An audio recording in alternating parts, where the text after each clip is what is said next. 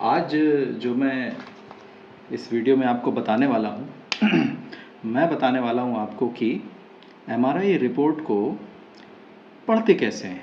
ठीक है, आप लोगों बहुत सारे फिस्टुला के पेशेंट्स होंगे जो रिपोर्ट्स वगैरह एमआरआई की कराते होंगे, लेकिन ये नहीं मालूम चलता है कि इसको पढ़ते कैसे हैं, इसमें क्या लिखा रहता है, इसको कैसे समझेंगे, अपने फिस्टुला के बारे में इसमें कैसे समझेंगे। इसमें बहुत सारी चीज़ें लिखी रहती हैं, इनका मतलब क्या होता है।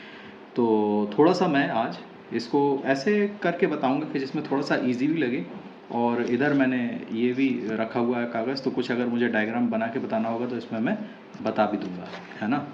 तो चलो शुरू करते हैं और मैं बताता हूँ। देखो क्या है, एमआरआई फिस्टुलोग्राम लिख के देते हैं, एमआरआई पेरिनियम भी लिख के देते हैं। पेरिनियम एक्चुअली क्या है, एक एरिया होता है, शरीर का एक हिस्सा होता है, तो इसलिए एमआरआई पेरिनियम लिखते हैं कि पेरिनियम को देखो आप। ठीक है, अब पेरिनियम क्या होता है, कैसा होता है, वो डिटेल तो एनाटॉमी पढ़ना पड़ेगा, तो वो तो आपको पूरा तो बता नहीं सकते, लेकिन उस एरिया को जहाँ फिस्टुला होता है, कमर का जो हिस्सा होता है मोशन के रास्ते का, वो पेरिनियम का होता है, इसलिए एमआरआई पेरिनियम लिखते हैं।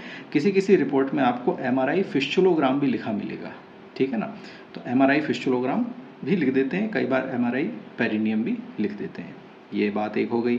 मैंने पेशेंट का नाम इसमें छुपा दिया है क्योंकि नाम से क्या मतलब है, और ये तो रेफरेंस रहता है। तो ये मेरे एक पेशेंट थे, उनका रिपोर्ट मैंने रख लिया है, तो रिफर्ड बाय तो डॉक्टर का नाम रहता है। मेरा नाम MP पटेल है, तो ये मेहर प्रकाश पटेल मेरा पूरा नाम है एक्चुअली, तो ये पूरा नाम लिखते हैं। तो मेरा नाम MP पटेल है, तो मेहर प्रकाश पटेल।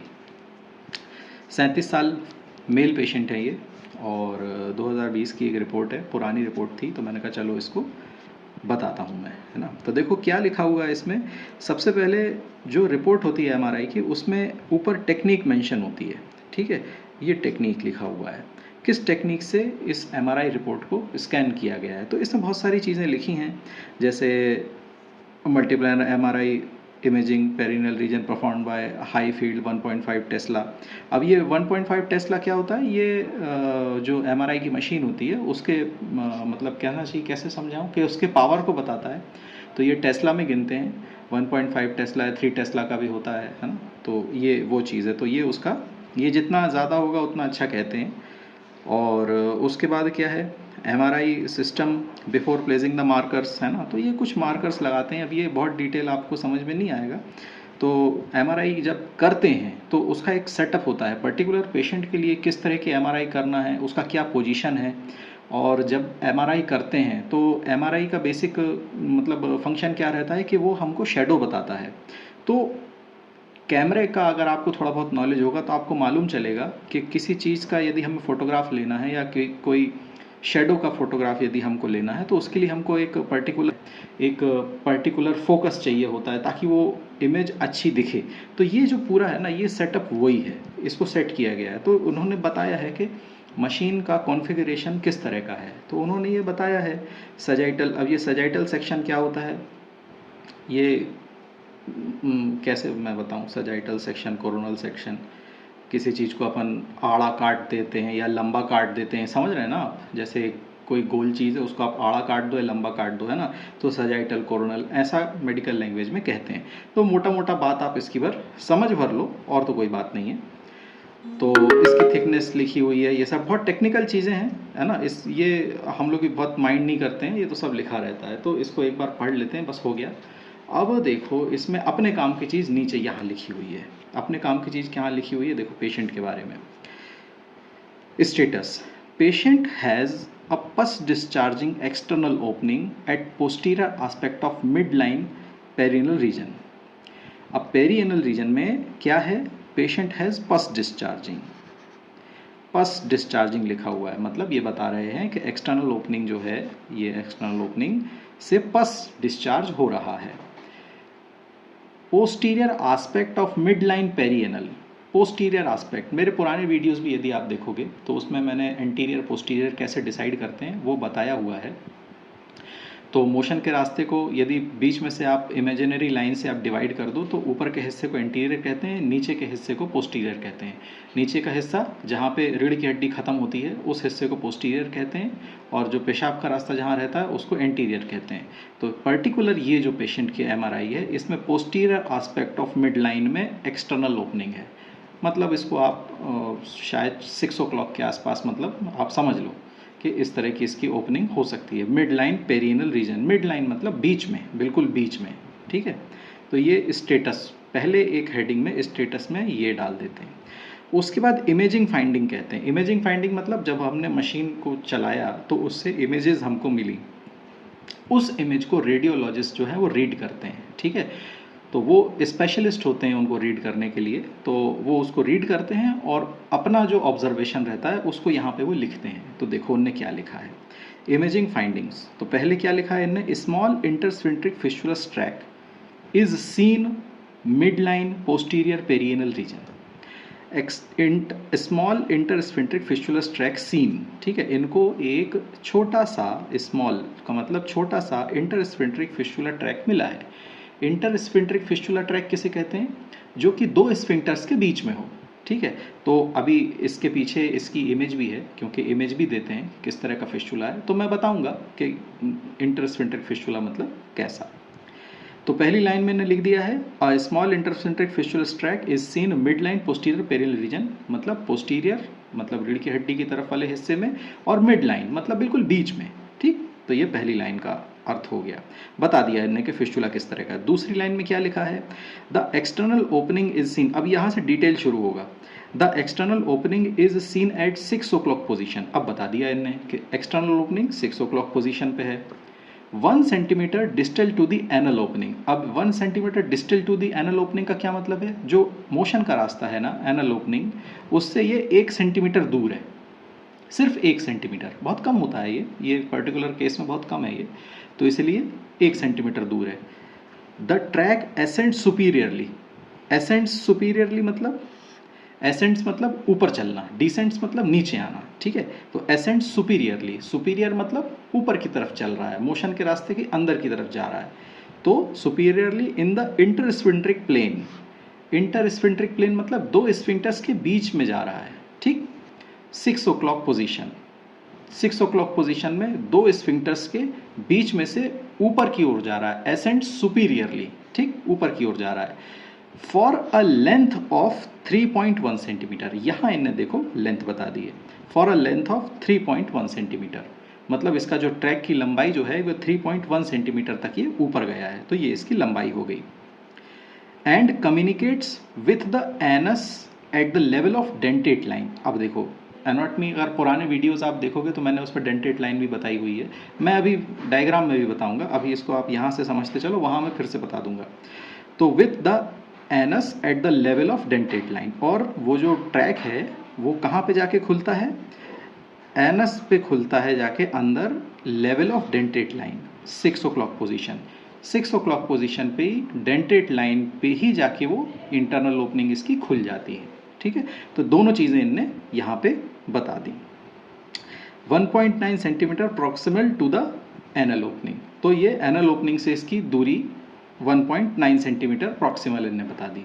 तो इस तरह का सेकंड वाली लाइन में इनने ये डिटेल हमको बताया है कि एक्सटर्नल ओपनिंग 6 o'clock पे है, फिर सुपीरियरली इंटरस्फिंट्रिक प्लेन में अंदर गया है 3.1 सेंटीमीटर तक, ठीक। तो इस वाले लाइन में, इस वाले पैराग्राफ में ये चीज़ इन्हें बता दी। तीसरे वाले में क्या बताया है, द ट्रैक अपीयर्स हाइपरटेंशन और STR hypertension surrounding with the inflammation, ठीक है। तो ये रिपोर्ट, ये वाला जो सेक्शन है ना, ये बिल्कुल नॉर्मल है, ठीक है। तो इसको मैं नहीं बता रहा हूँ क्योंकि फिर कन्फ्यूजन क्रिएट हो जाएगा, तो इसलिए ये आप समझ लो बिल्कुल नॉर्मल है। तो ये एक अलग चीज़ है, कुछ होता तो बताता, अभी कुछ नहीं है। तो ये हो गया, no internal ramification of the tract और एसोसिएटेड विद एब्सेस कलेक्शन। अब यहाँ पे ये बता रहे हैं कि यहाँ पे किसी तरह का एब्सेस कलेक्शन नहीं है। कभी कभी क्या होता है, एब्सेस कलेक्शन होता है, एब्सेस कलेक्शन मतलब फोड़ा होता है, उसमें अंदर पस भरा हुआ होता है। तो यहाँ पे ये कह रहे हैं कि इस तरह की कोई केस इसमें यहाँ पे नहीं है, ये बिल्कुल नॉर्मल है। फिर क्या बता रहा है, the ischio anal and ischio rectal fossa is normal. अब देखो यहाँ पे इश्चियो एनल और इश्चियो रेक्टल फोसा जो है ये एक एनाटॉमिकल स्ट्रक्चर है। आप समझ लो कि जो मोशन के रास्ते के अगल बगल जो बटक्स होते हैं ना, उनमें ये दोनों स्पेसेस होते हैं, ये दोनों फोसास होते हैं, इश्चियो रेक्टल और इश्चियो एनल, वो पूरा एरिया ये कहलाता है। तो वहाँ पे अगर कोई पस है, कोई पस कैविटी है, कोई गड्ढा है, उसमें कुछ प्रॉब्लम है, तो यहाँ पे वो मेंशन करते, लेकिन ये जगह नॉर्मल है बिल्कुल, ठीक है। Rest of the perianal space is normal.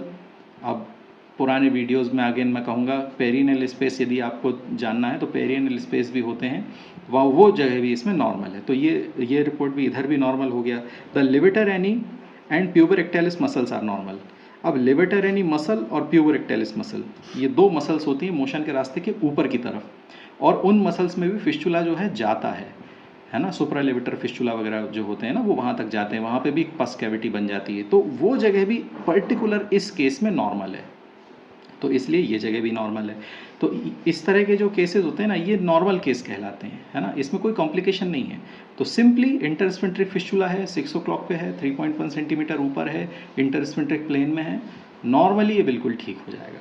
ठीक, तो इमेजिंग फाइंडिंग्स में इतनी चीज़ें लिखी हुई होती हैं एमआरआई रिपोर्ट में। उसके बाद इम्प्रेशन आता है, जो फाइनल इम्प्रेशन देते हैं, फाइनल इम्प्रेशन जिसको बोलते हैं वो आता है इसमें। उसमें क्या लिखा रहता है, उसमें अगेन इसकी समरी होती है जो एक्चुअल चीज़ है। इसमें तो बहुत सारी चीज़ें लिखी हुई हैं, जो इसको हैं भी नहीं वो भी लिखी हुई हैं, लेकिन अब यहाँ पे वो लिखेंगे जो पेशेंट को है। ठीक है, तो इम्प्रेशंस में क्या आएगा, द एमआरआई पेरिनियम शोज, मतलब fistulogram shows small intersphincteric fistula track. यहाँ पे जो लिखा था वो यहाँ पे लिखा है कि इंटरस्फिंक्ट्रिक फिस्टुला ट्रैक है, 6 o'clock पोजीशन पे है। एक्सटर्नल ओपनिंग भी 6 o'clock पोजीशन पे है, इंटरनल ओपनिंग भी 6 o'clock पोजीशन पे है। ये देखिए, इंटरनल ओपनिंग 6 o'clock पोजीशन।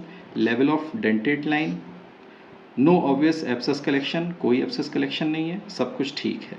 तो यहाँ पे आ गया इनका फाइनल वर्डिक्ट कि ये पर्टिकुलर पेशेंट को ये प्रॉब्लम है। और यहाँ पे देते हैं ग्रेड।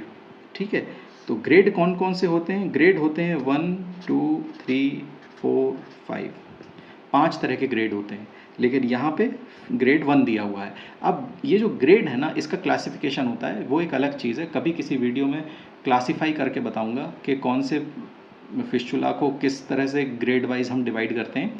फिलहाल ये जो पेशेंट हैं इनका फिस्टुला फर्स्ट ग्रेड का है। ठीक है, तो ये बहुत कम कॉम्प्लिकेशन होते हैं, फर्स्ट ग्रेड के बढ़िया फिस्टुला ठीक हो जाते हैं, कोई दिक्कत नहीं आती है ना। तो ये तो हो गया, मैंने आपको रिपोर्ट बता दी। अब पीछे अपन चलते हैं डायग्राम पे, देखते हैं डायग्राम में क्या है।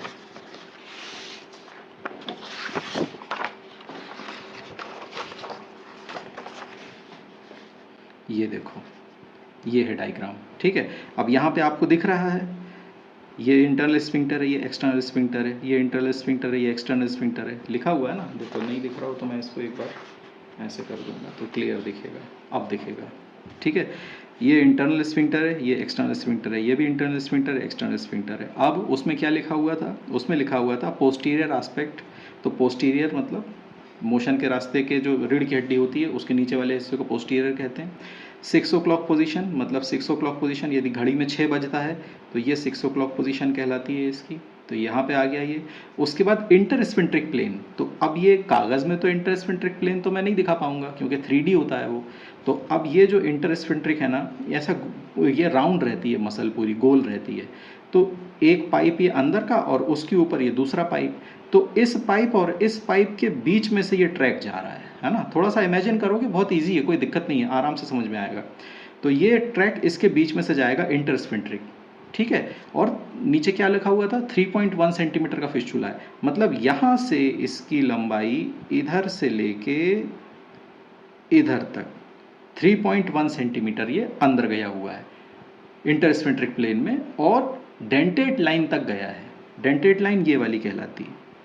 ठीक है, ये डेंटेट लाइन यहाँ लिखा भी हुआ है, देखो ये लिखा है ना, ये डेंटेट लाइन लिखा है, इसका तीर यहाँ तक बना है, मैं इसको हाईलाइट कर देता हूँ, देखो डेंटेट लाइन मालूम चलेगी, ये देखो ये डेंटेट लाइन है। ठीक है, तो डेंटेट लाइन तक ये फिस्टुला गया है 3.1 सेंटीमीटर इंटरस्फिंक्ट्रिक प्लेन में, पोस्टीरियर एस्पेक्ट में। और जो मैंने वो जो सुप्रालेविटर प्यूबर एक्टाइलिस मसल लिखी हुई थी ना, ये लिखा है सुप्रालेविटर स्पेस प्यूबर, ये लेविटर यानी मसल है। तो ये यहाँ पे भी कई बार ना ऐसे बहुत सारा एब्सेस बन जाता है, मगर इस रिपोर्ट में पर्टिकुलर ये नॉर्मल है, तो यहाँ कोई दिक्कत नहीं है, ये बिल्कुल सही है, इसलिए वहाँ पीछे भी सही लिखा हुआ था।